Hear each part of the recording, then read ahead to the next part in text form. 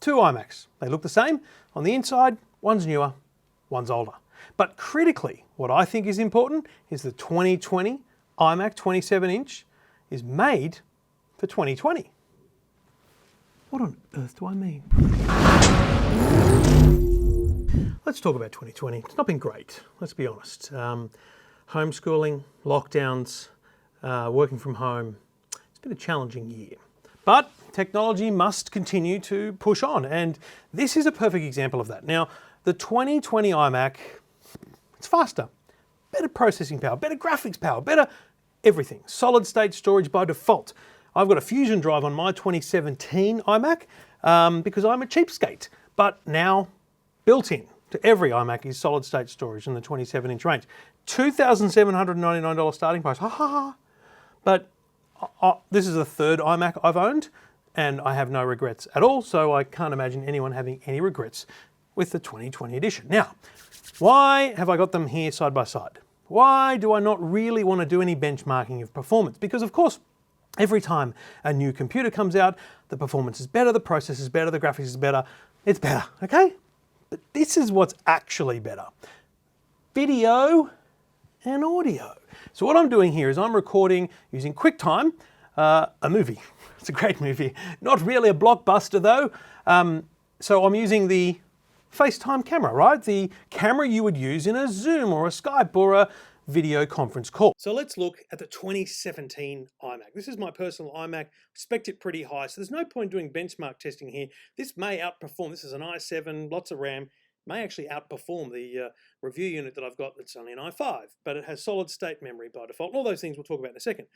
But this is what a Zoom call might look like at the other end. Assuming you've got great bandwidth for your internet connection, this is as good as the quality of the camera can produce. That front-facing camera on your computer, in most cases, isn't that good.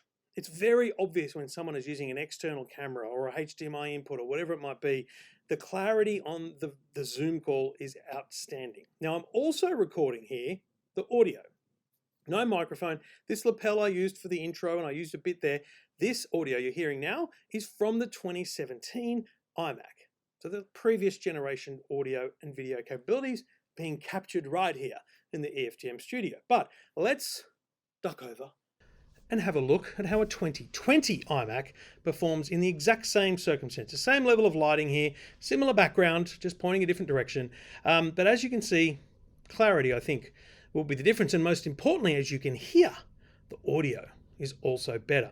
So that concept of video and audio being critical in that Zoom call, professionalism, the look of it, this is a big step up. And it's weird because yes, the graphics have improved. Yes, it's solid state, but the step up here on video and audio is quite remarkable. And I think well worth pointing out, that's why I'm doing this specific video right now.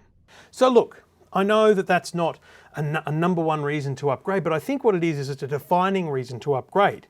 In 2020, when video and audio is just so important with Zoom calls and the like going around, this is a point of difference. This is a reason why the 2020 iMac is a step forward, despite the fact that the graphics, the CPU, the chips that Apple have built in on board, amazing. Solid state drives by default, all good and great performance. No one's going to question the performance of your iMac, but they might notice that you've got a new computer because that camera, it's a whole lot better. And the audio too, remarkably better. So that's why I think the 2020 iMac is a step ahead. Full details and more photos up at EFTM.com.